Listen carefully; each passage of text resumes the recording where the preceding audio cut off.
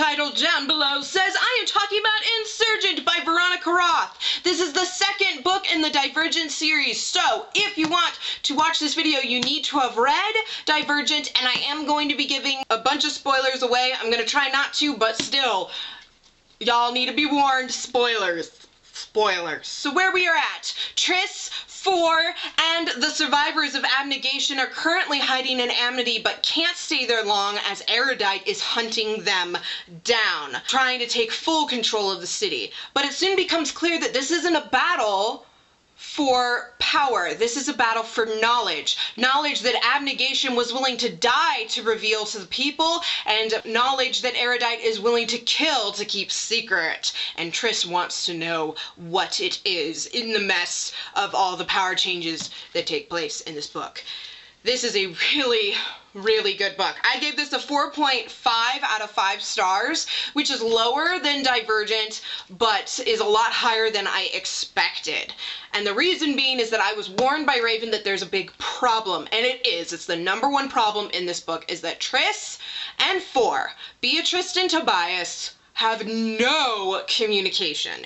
I'm reading Allegiant right now, and it's in Allegiant when they finally have their first full communication. The entire book they don't talk to each other. They're both keeping secrets, and they both don't want to reveal things to the other one. They're not trusting each other fully, and it's really, really frustrating. Basically, the whole time I'm like, guys, you need to be doing this, and instead you're doing this. Hi. Hi. It's very awkward and very frustrating to die.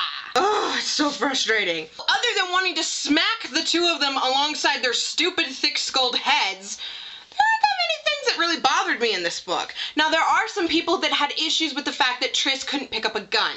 Veronica Roth was showing something very, very realistic. Post-traumatic stress disorder. That's what was going down. She has PTSD. Every time she touches a gun, she's seeing herself shoot Will or her father or her mother dying right in front of her. In particular, her mother, because I don't think she saw her father die. She just turned around and realized he was down and was dying. But her mother died right in front of her.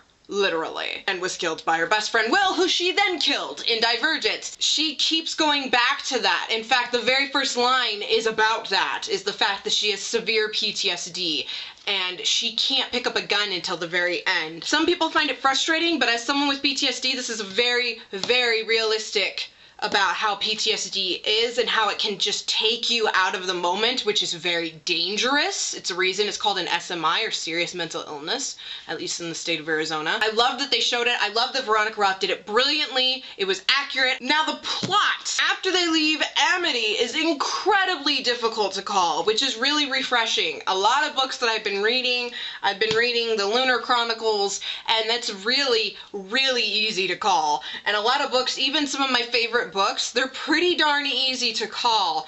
And it's not very often that I have a book where I literally can't predict anything. And I can't predict a ding-dang thing in Insurgent. I had no clue what was going to happen. Oh my goodness. Getting into some of the specifics. The fight with Christina. Realistic, but really, really annoying to read. Even more so than PTSD was.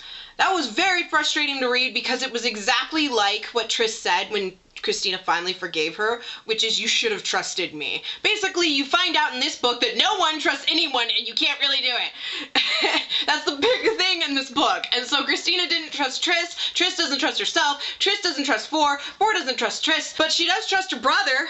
That was stupid. So that was really kind of annoying, but I'm glad that Christina's on her side. I love that Peter is the one to rescue her, because Peter is such a bad guy, he's such an antagonist, and yet he saves her life in this. He even admits he's not like the hero or a villain. He can't be one or the other. He's really an anti-hero where he's gonna do whatever he thinks is right, and so saving Triss, that's what he thought was right. But stabbing someone in the eye, that's what he thought was right. He's so weird. But it was an interesting thing to see a character who's not like the cookie cutter hero. I like how we see a former victim, Edward, from the first book, who isn't in the first movie, but he's in the first book, prove that vengeance and anger can destroy you and your relationships.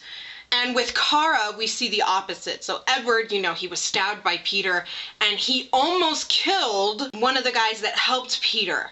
And he lost practically everything and ended up getting shot in the end, and he had nothing and no one left. He had no family, no faction, no friends. You know, you kind of feel bad for him, but you also kind of don't. But with Kara, you know, she could have been incredibly enraged at Triss for killing her brother, but instead she was very understanding. She was way more understanding than Christina, way more understanding than Christina's family. She forgave Triss, and even though she said you don't have to necessarily forgive Triss for what happened, you need to understand that Triss felt she had no choice, and she kind of looked down on Triss still, but I like that she proved that she wasn't going to let her anger and her thirst for vengeance or anything rule her life, which I really enjoyed. She was a very smart character, and I like that we see both of them at the same time. And oh my goodness, that ending. That ending! I immediately picked up Allegiant the next day because I couldn't stand that it would just ended there. I can't, for all y'all that read this when it came out before Allegiance, oh my goodness, I feel so bad for you guys. I couldn't have done it. I just was like, what? I don't know if you saw my original review of Insurgent, but I was like, that ending, oh my gosh, I can't even. Oh my goodness, it was so good, and it was such a cliffhanger and phenomenal, and I loved it. This book is really good. It's not as good as Divergent again, but really well done, and I'm glad I got to pick up Allegiant right afterwards, even though I've only read like 128 pages into it. Alright, that was my thoughts on Insurgents. Thank you guys so much for watching. Please give this video a thumbs up if you enjoyed it. Subscribe to see more. I have more videos coming. As always, remember every Friday, unless there is something special going on, like it's a holiday, is a book review. And I do tags all the time because I'm crazy. Good luck with your reading, and I hope that the movie is as good as the book was. I know it's going to be very different. I can tell that already, but I look forward to it. So good luck with your reading and your movie watching, and I'll see you in the next video. Bye!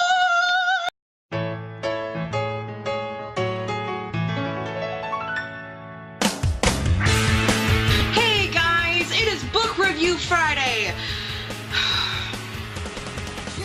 I can't do this. I'm really tired and I'm really frustrated and frazzled. I keep flashing you guys in the camera, I'm sorry. Or cookie cutter love interest.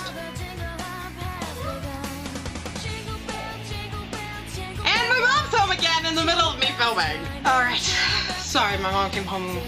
I realized that she'd forgotten something I kind of need for Sunday. Anywho, back to Insurgent. So,